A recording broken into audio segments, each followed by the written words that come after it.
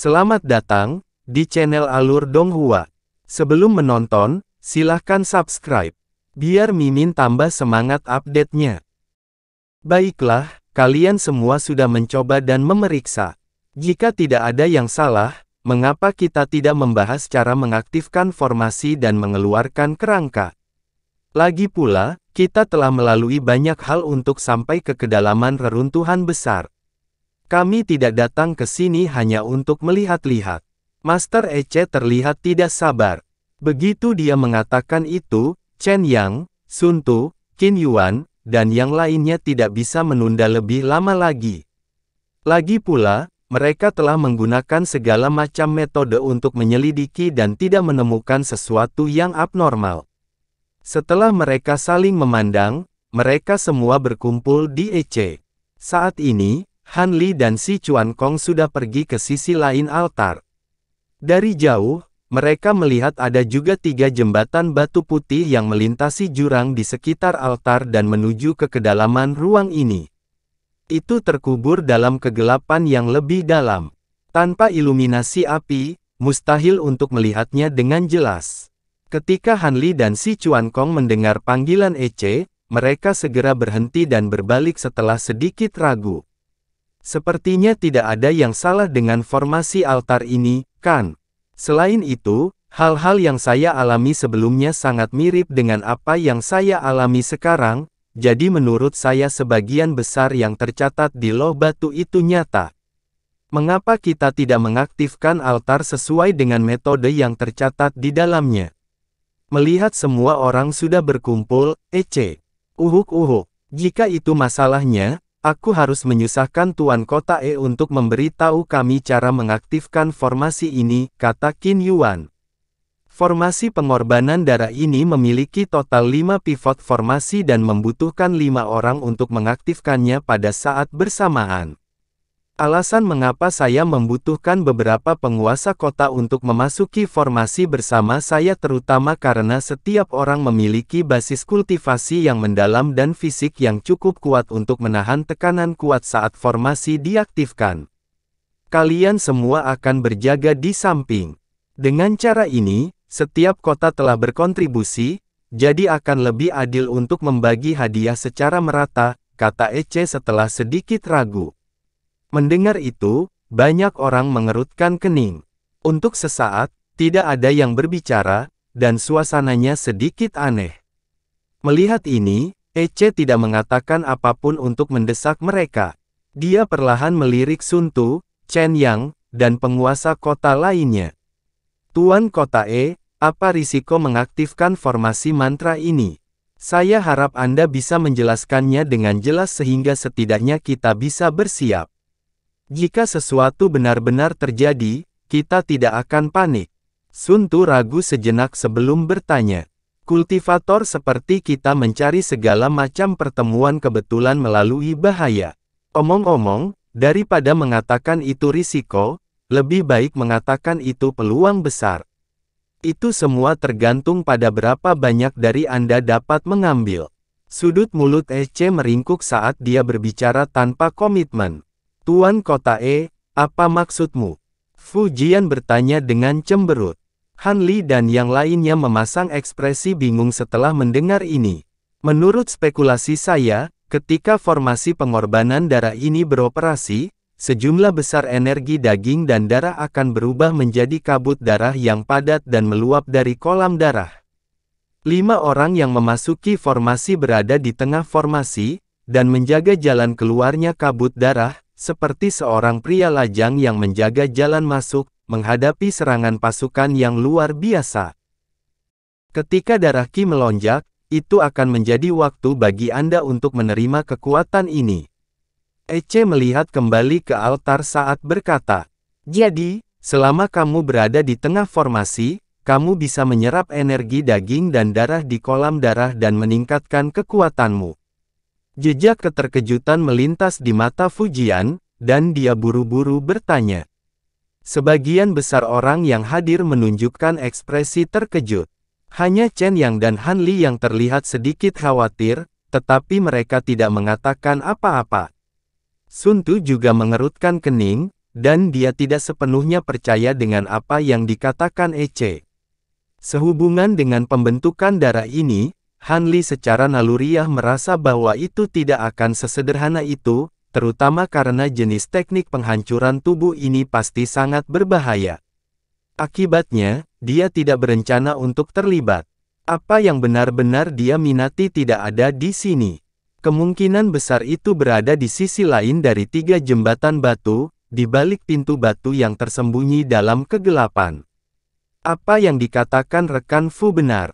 Hanya saja ketika saatnya tiba, Anda harus menahan rasa sakit yang luar biasa. Saya harap semua orang bisa menanggungnya.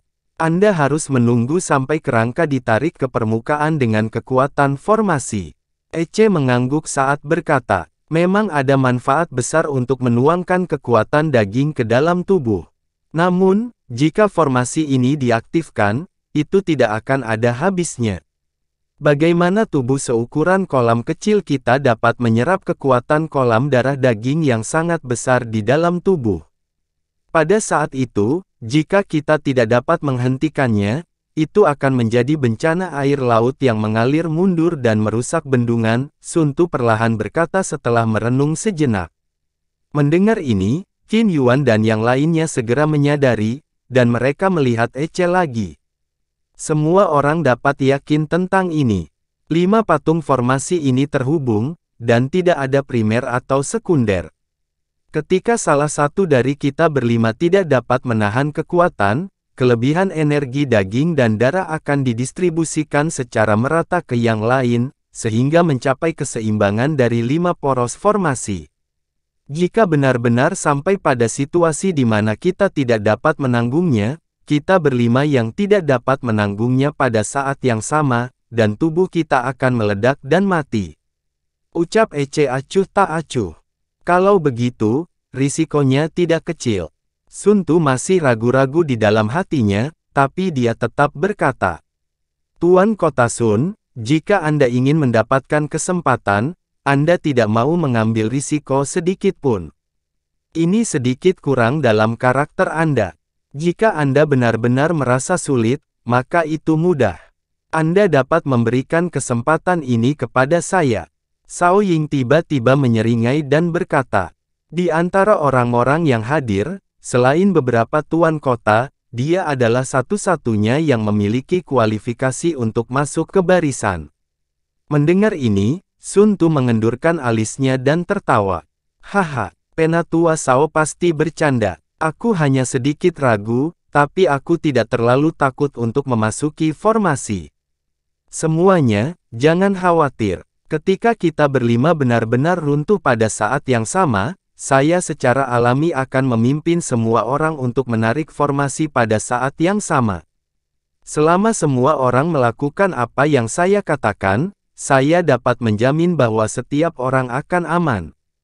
Ada yang masih ragu? Tanya Eci sambil tersenyum. Mendengar ini, semua orang berbisik sebentar dan menyatakan bahwa mereka tidak memiliki pertanyaan. Jika itu masalahnya, tolong ingat mantra aktivasi dan penarikan formasi saya. Setelah membiasakan diri dengannya, kita akan mulai memasuki formasi. Ece mengangguk dan berkata lagi. Kemudian, dia tidak punya niat untuk bersembunyi dan langsung mengucapkan mantra untuk mengaktifkan formasi di depan semua orang. Setelah beberapa saat, Ece melambaikan tangannya dan memerintahkan, masuk ke formasi.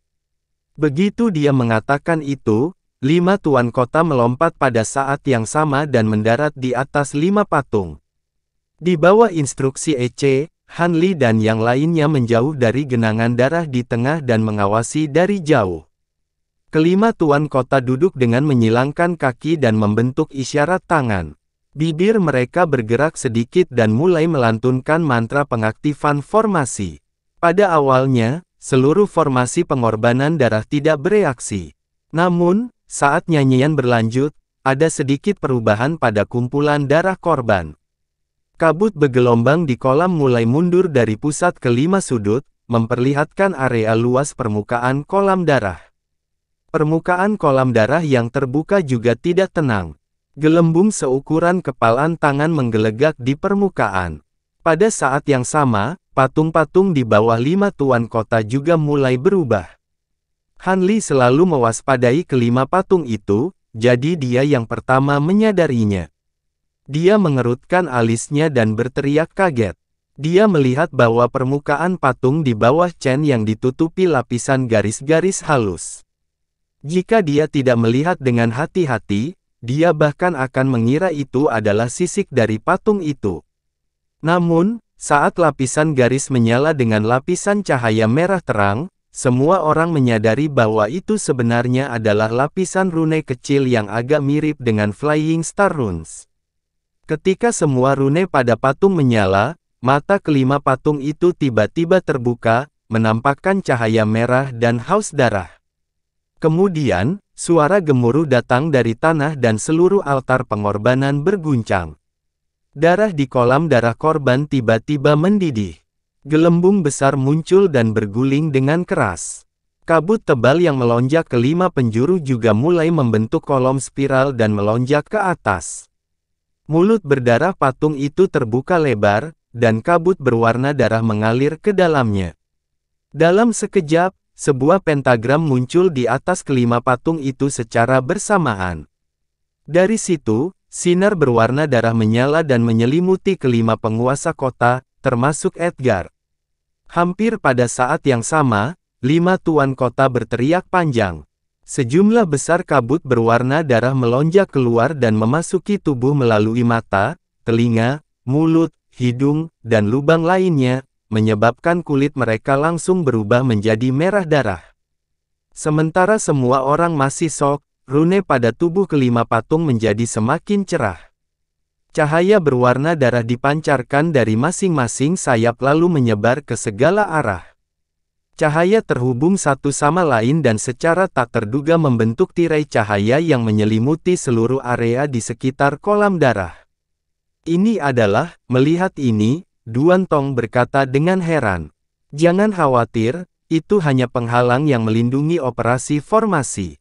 Setelah tuan kota di dalam menghentikan operasi formasi, itu akan menghilang secara alami, kata Cao Ying sambil meliriknya. Pada saat ini, Fang Chan memiliki ekspresi konsentrasi yang langka di wajahnya. Dia berdiri di belakang patung tempat Sun Tu berada dan menatap bagian dalam tirai tipis dengan mata terbuka lebar. Saat sejumlah besar kabut berwarna darah merembes keluar dari kepala patung dan memasuki tubuh 5 tuan kota, mata mereka sudah menjadi merah darah. Sejumlah besar kristal berwarna darah telah mengembun di sekitar rongga mata mereka, dan sepertinya banyak sisik berwarna merah darah telah tumbuh dari mata mereka. Merasakan kekuatan yang terus mengalir ke dalam tubuh mereka, masing-masing memiliki ekspresi yang agak mirip di wajah mereka. Mereka gugup, bersemangat, waspada, dan menantikannya. Ekspresi Chen yang sedikit membeku. Dia menutup matanya dan dengan hati-hati merasakan sejenak. Dia menemukan bahwa meskipun lapisan penghalang ini telah menyelimuti mereka dan seluruh kumpulan darah, itu tidak memiliki kekuatan yang membatasi. Baru pada saat itulah jantungnya sedikit rileks. Sun Tu memandangnya dari jauh dan diam-diam mengangguk. Jelas, dia juga menemukan hal ini. Dia berpikir bahwa jika ada perubahan, dia akan dapat membebaskan diri dari belenggu formasi kapan saja dan terus mengoperasikan formasi. Fu Jian dan Sun Tu juga melakukan usaha yang sama. Ekspresi mereka sedikit lebih nyaman saat mulai mengoperasikan formasi dengan sepenuh hati, merasakan kekuatan dahsyat yang terus mengalir ke tubuh mereka. Setelah beberapa saat, Qin Yuan berteriak panjang. Wajahnya memerah, matanya terbuka lebar, dan wajahnya penuh kegembiraan. Dia tidak terlihat seperti orang yang sakit-sakitan seperti dulu. Pakaiannya berkibar tanpa angin, dan lengan bajunya berkibar.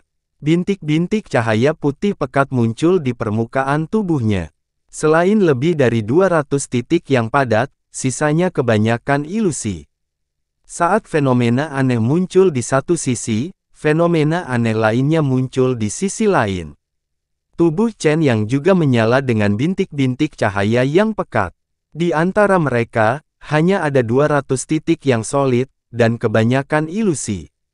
Setelah itu, Fu Jian dan Sun Tu juga berada dalam situasi yang sama. Hanya RG, yang memiliki fenomena aneh pada akhirnya, yang berbeda. Meskipun ada dua jenis titik cahaya di tubuhnya, sebenarnya ada lebih dari 800 titik yang padat. Ini adalah, mata Xuan Yuanxing melebar saat dia bergumam. Han Li juga sedikit mengangkat alisnya. Dia sudah menebak tentang ini, tetapi dia masih merasa itu agak aneh. Saudara Li, mengapa bintik-bintik cahaya pada tubuh orang-orang ini tampaknya bertepatan dengan lubang misterius? Apakah ini lubang misterius yang telah mereka buka? Si Chuan Kong tiba-tiba bertanya. Ada begitu banyak, mereka tidak bisa semuanya aperture misterius.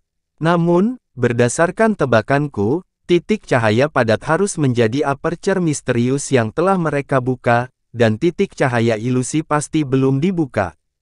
Tapi, pada titik ini, Han Li berhenti dan bergumam.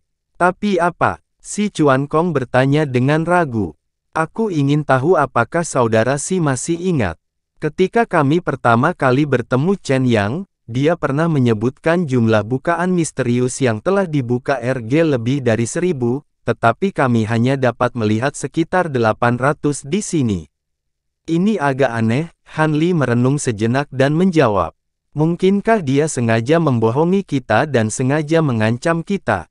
Si Chuan Kong sepertinya memikirkan sesuatu. Saya tidak yakin tentang ini. Kami akan tahu ketika kami bertanya kepada Chen Yang nanti. Tatapan Han Li tertuju pada Chen Yang saat dia perlahan-lahan mentransmisikan suaranya. Sementara mereka berdua berbicara, 5 orang dalam formasi mengeluarkan suara gemuruh pada saat bersamaan. Cahaya merah yang dipancarkan dari pentagram tiba-tiba menjadi lebih terang. Beberapa diselimuti, dan mereka tampaknya sangat menderita, semua memiliki ekspresi mengerikan di wajahnya. Melihat ini, ekspresi semua orang berubah saat melihat tuan kota masing-masing. Tatapan Han Li berpindah antara Chen Yang dan LC. Matanya berkedut, dan dia bingung. Di tubuh kedua orang itu, beberapa lubang yang dalam yang berada dalam keadaan ilusi sebelumnya mulai memiliki cahaya merah.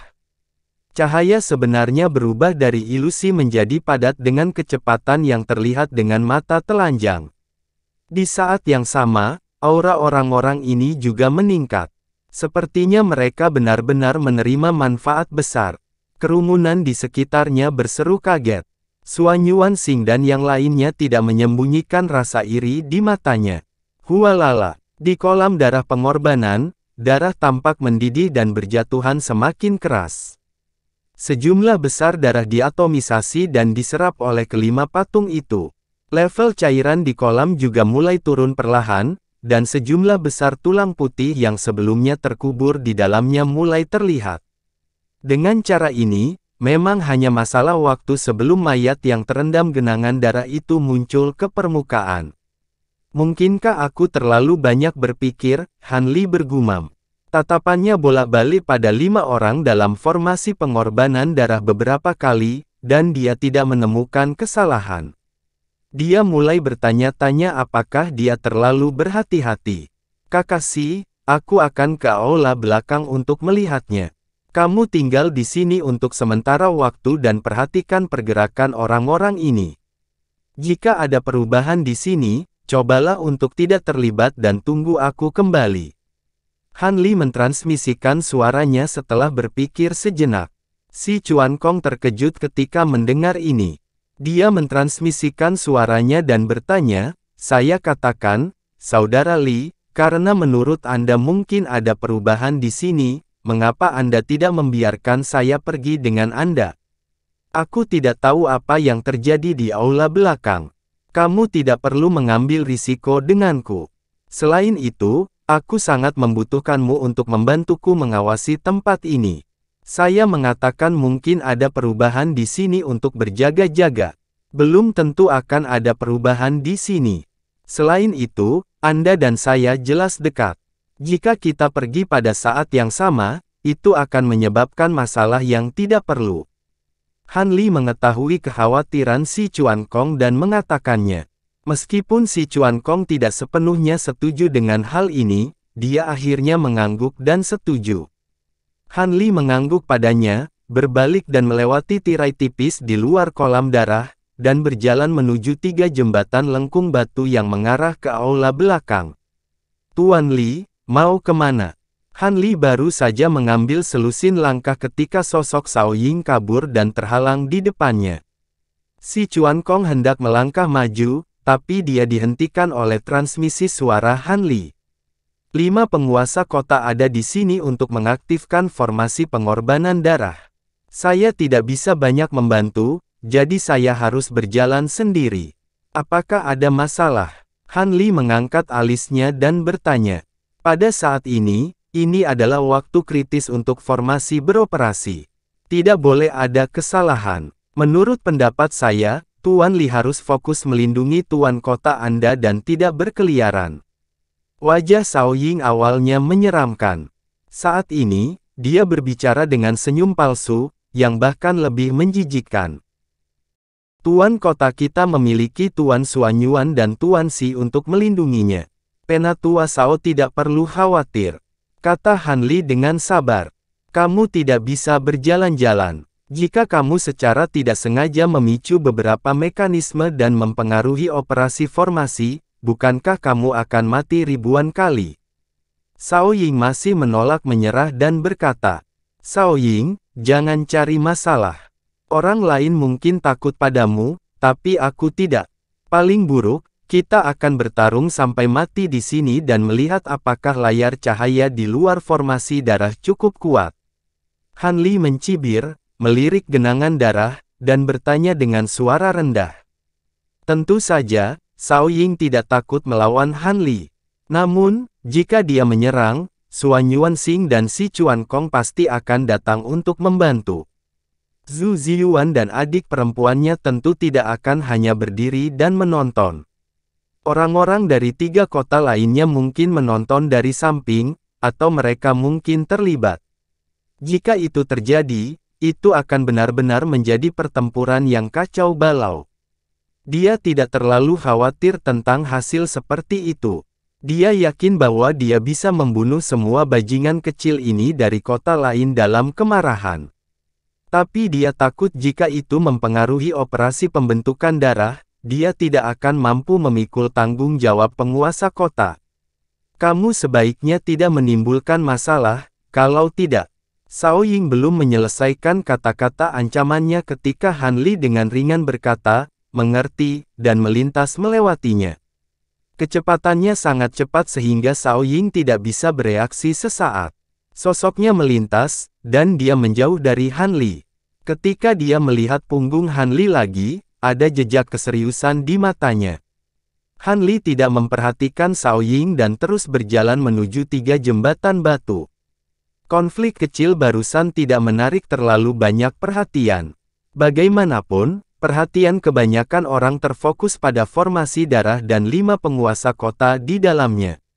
Zhu Ziqing berdiri di samping Zhu Ziyuan, dan sepasang matanya yang indah menoleh, penuh rasa ingin tahu. Tidak jauh dari situ, Nyonya Liu Hua juga sedang melihat punggung Han Li.